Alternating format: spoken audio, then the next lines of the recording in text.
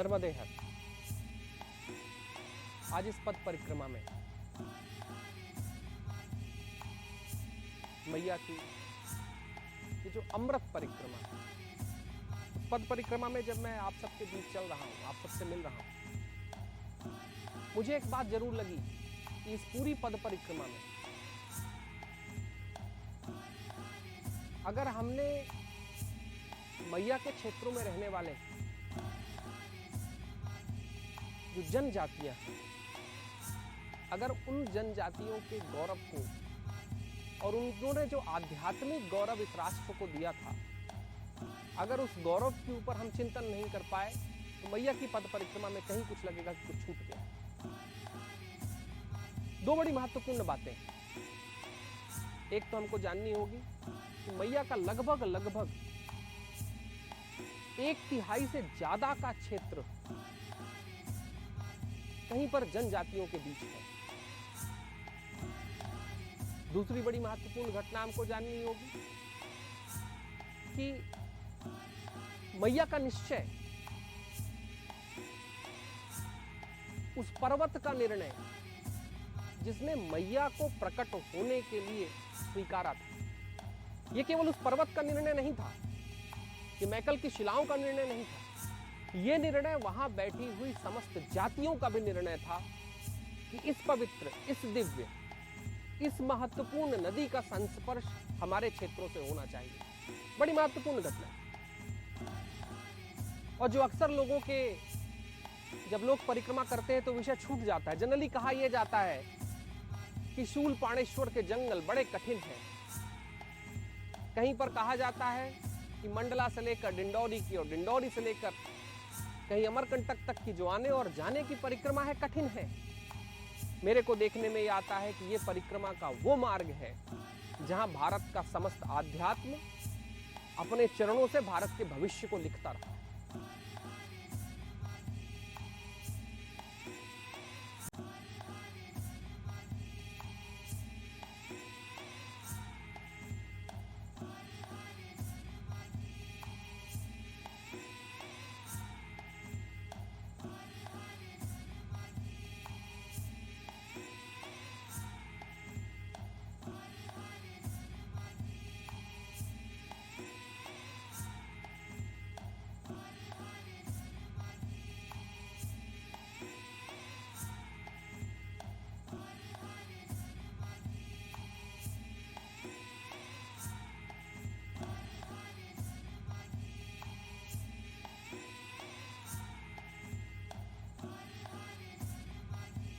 एक घटना है कि कहीं पर मैया के चरणों पर बैठकर भारत के कण्व ऋषि ने जहां गणित के सिद्धांत दे दिए। एक घटना है जब किसी महाभक्त से भगवान राम मिलने के लिए कहीं जंगलों में जाते हैं, जनजातियों के बीच में जाते हैं। एक बड़ी और घटना है कि भारत में राम जी के जीवन का चरित्र प्रस्तुत करने वाले महाप्रथम वाल्मीकि जी का जीवन कहीं जनजातियों के बीच जुड़ा हुआ। असल में भारत के आध्यात्म की अगर हम शिलाओं को देखें तो हमको दिखाई देगा जितनी महत्वपूर्ण शिलाएं रही हैं वो पूरी की पूरी शिलाएं और उनके जीवन का सारा इतिहास कहीं जनजातियों के बीच का है। अगर भारत के अंदर बैठी हुई जनजातियां ना होती तो कहीं भारत के आध्यात्म का आदर्श भी प्रस्तुत ना हो पाता। घटना है जिसे आज आप मॉडर्न आर्ट कहते हैं। ये मॉडर्न आर्ट भारत की जनजातियां उस समय से कर रही हैं जब लोगों को आर्ट का कुछ पता नहीं था। भीमबेटका की पहाड़ियां हो या कहीं अलग अलग क्षेत्रों में बैठने वाले लोग जिन्होंने अपनी परंपरा से आर्ट के, कला के नए अद्वितीय अध्याय लिखे थे। आज पूरी दुनिया को उस मॉडर्न आर्ट तक पहुंचने के लिए कोई 20,000 साल लग गए। तब हमारे जंगलों में बैठने वाले जनजाति के वर्ग ने वो आर्ट का, वो कला का वो संस्मरण दिया था जिससे कहीं कला की नूतन अभिलाषाएं और परिभाषाएं प्रस्तुत होती थी।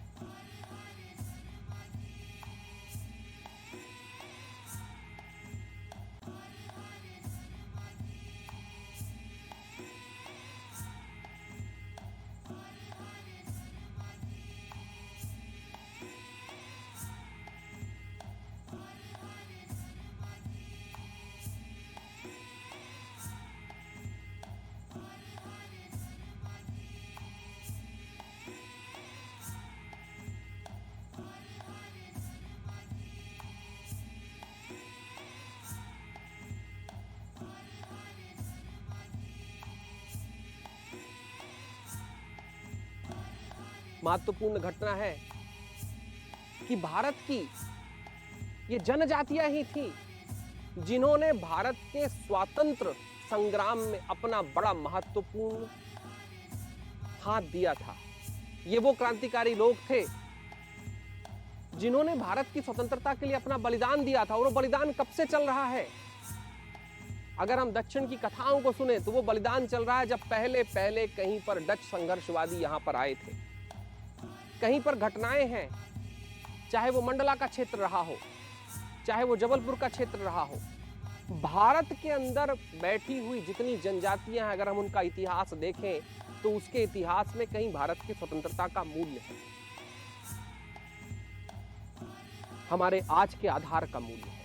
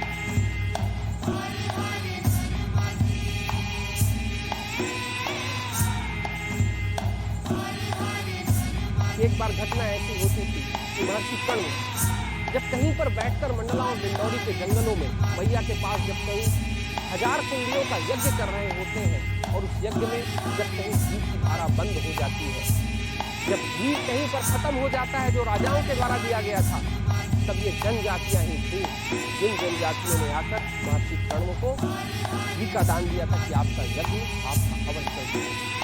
ये महत्वपूर्ण घटना, ये घटना इसलिए है कि राष्ट्र की ज्योति में, इस राष्ट्र के उदय की, इस राष्ट्र की प्रगति की, आध्यात्म की अंचलों में जब भी कोई अग्नि प्रवाहित हुई है, उस अग्नि में, उस अग्नि को बड़ा करने के लिए, उस अग्नि को बढ़ाने के लिए, उस दिव्य ज्योति को बढ़ाने के लिए घी का अर्पण कहीं जनजातियों ने नहीं किया। मेरी चर्चा हो रही थी, मैं अपने इस पद परिक्रमा के संयोजक जितेंद्र जी से चर्चा कर रहा था। मैंने उनको एक बात कही कि जितेंद्र जी, जो आपने बात रखी है, और ये नूतन बात हो रही, ये अद्वितीय बात हो रही, कि जनजातियां वो हैं जिससे मनुष्य के अलग अलग वर्गों का उदय हुआ। असल में वो जनजातियां नहीं है, वो जन्य जातियां हैं, जहां से भारत के अनेक वर्गों का उदय हुआ और भारत की संस्कृति ने उस उदय के मार्ग को उस शब्द से सहेजा, पोषा, बढ़ाया। मेरे देखने तो एक चीज आती है, और नर्मदा जी की परिक्रमा में, मैया की इस परिक्रमा में बात बिल्कुल साफ है, इस धर्म की अद्वितीय कल्पना में एक बात बिल्कुल साफ है कि अगर भारत इस राष्ट्र के अंदर मौजूद जनजातियों के गौरव को देख नहीं सका तो भारत अपने आध्यात्मिक गौरव के इतिहास और भविष्य को भी, इतिहास देख नहीं सकेगा तो भविष्य बनाएगा क्या? इतिहास का अगर आकलन नहीं किया तो भविष्य का मूल्य कैसे तय करेगा? अमृतस्य पद परिक्रमा में जहां पर हम 1/3 इन जनजातियों के बीच से गुजर रहे हैं, कल भी गुजरेंगे, पीछे भी गुजरे हैं, और हमारे आने जाने के बाद सैकड़ों हजारों लोग और भी पद परिक्रमा करेंगे। मैया का आशीर्वाद मिले ऐसी कोई कल्पना इन पदयात्रियों के बीच में, इन पद परिक्रमा करने वाले लोगों के बीच में जाए कि जब हम पद परिक्रमा करें तो मैया की स्तुति करते हुए कहीं हम जनजातियों के जीवन का गायन भी कर सकें। मैया की स्तुति के साथ अगर जनजातियों का गायन प्रस्तुत हुआ तो एक बात तो तय है कि भारत के अध्यात्म का भी गायन हमको उनसे देखना पड़ेगा, उनके अध्यात्म के मूल्यों को समझना पड़ेगा। अगर भारत की परंपरा में कहीं हर एक वृक्ष पूजा गया, कहीं अगर हर एक फूल की अंजलि कहीं पर हम परमात्मा को दे पाए, अगर जलों की पवित्रता को हम समझ पाए, अगर नदी तालाबों में अगर हम मंदिरों की स्थापना कर पाए, अगर गहरे जंगलों के बीच में कहीं भगवान शिव उनके लिए भोले बनकर कहीं शंकर के रूप में बैठते हैं, कहीं अगर शक्ति की आराधना का कोई हम अध्याय समझना चाहते हैं तो उसके अध्याय में हमें जनजातियों का अध्याय समझना पड़ेगा। उनके राष्ट्र के उदय में और आध्यात्म की संतति में उनके कार्यक्रमों को समझना पड़ेगा। उनके कार्यक्रमों के संचय से इस पद परिक्रमा का पुण्य और बढ़ जाएगा। आज इस पद परिक्रमा में मैं जनजातियों के गौरव को, आध्यात्म का अप्रतिम गौरव मानता हूं। इस गौरव में उनकी चेतना सदा स्थापित रहे। नर्मदे हर।